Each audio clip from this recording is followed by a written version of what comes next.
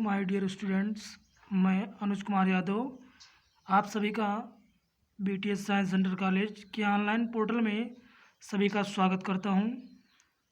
मैंने आप सभी को पिछले वीडियो में यानी पार्ट 2 में अ गर्ल विथ बास्केट के पार्ट 2 के बारे में बताया था, जिसमें लेखक अपनी यात्रा करते समय उन्होंने ये देखा कि जिस रास्ते से वो गुजर रहे थे वह रास्ता भारत के सबसे धनी कृषि क्षेत्र से होकर जा रहा था, और जिस रास्ते से वो होकर जा रहे थे वह रास्ता गंगा नदी के ऊपर का भाग था, जो कि समुद्र से हजारों फीट की ऊंचाई पर था।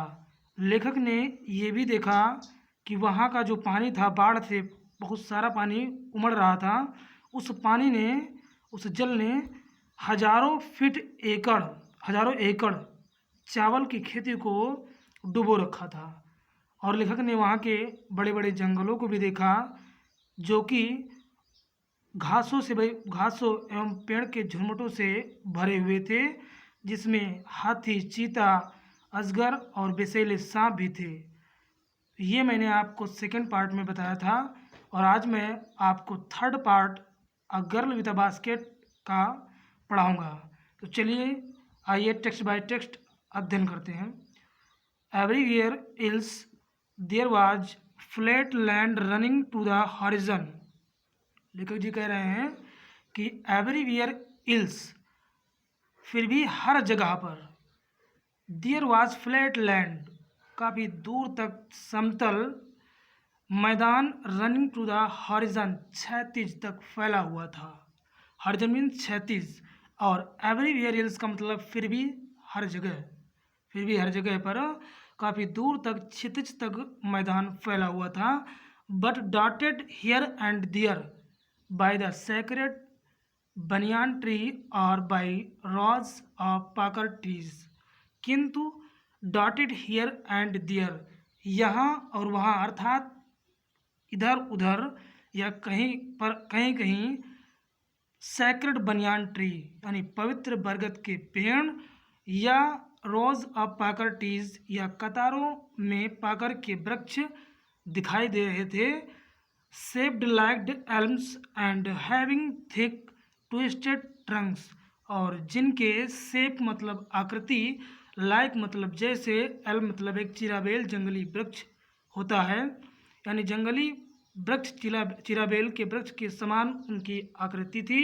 And having thick twisted trunk, और जो ट्विस्टेड का मतलब मुड़े हुए, ट्रंक्स का मतलब तना, और उनके तने, थिक का मतलब मोटे, उनके तने क्या हुए थे, मुड़े हुए, मोटे और मुड़े हुए थे। हार्ट हमीड, हार्ट का मतलब गर्म, हमीड मतलब नम। Air was moving in from the south west, गर्म और नम हवा उस जंगल में साउथ वेस्ट, दक्षिण पश्चिम से बह रही थी, यानी चल रही थी। Monkeys, some of them mother, कुछ बंदर भी थे, जिसमें मदर्स माताएं अर्थात बंदरियां, विथ बेबीज क्लिंगिंग, जो कि अपने बच्चों के साथ थी। क्लिंगिंग मतलब चिपकाए हुई थी अपने पेट से, टू देम मतलब उन्हें।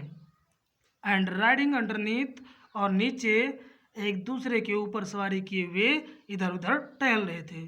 स्वंग ऑफ ट्रीज, और वे स्टेशनों पर कूद जाते थे। And the trees at the stations, यानी स्टेशनों पर वो तुरंत ही उतर जाते थे, कूदते थे। लुकिंग फॉर फूड, भोजन की तलाश में। द विलेजेस वी पास, लेखक जी ये भी कहते हैं कि जिन गांवों से हम गुजर रहे थे, had walls made of mud mixed with water and cow dungs, और जो वहाँ की दीवारें थी, यानी जो घर बने हुए थे, तो जो घर की दीवारें थी वह मिट्टी और काउ डंग मतलब गाय के गोबर से बनी हुई थी। Their peaked roof were thatched, और उनके छतों के ऊपर छप्पर थे। Bundles of grass tied to bamboo poles stretch across the rafter, करे बंडल ऑफ ग्रास यानी घासों का एक बंडल टाइट बंधा हुआ था टू बैम्बो पोल्स, बांसों से, स्टिच फैला हुआ था अक्रॉस द रैप्टर, रैप्टर का मतलब बीम या बल्लियाँ, उन्हीं के ऊपर क्या था, उन बांसों से बंधी हुई घासें फैली हुई थी।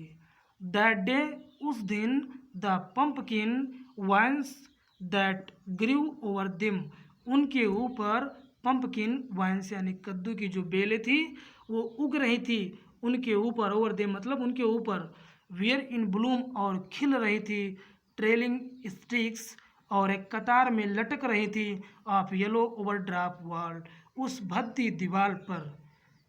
मित्रों, मैं आज आपको यहीं तक बताऊंगा। कल मैं पार्ट 4 में अगला पैराग्राफ लेकर आऊँगा।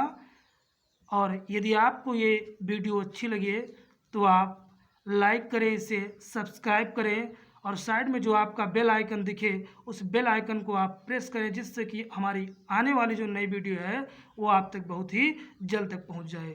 धन्यवाद।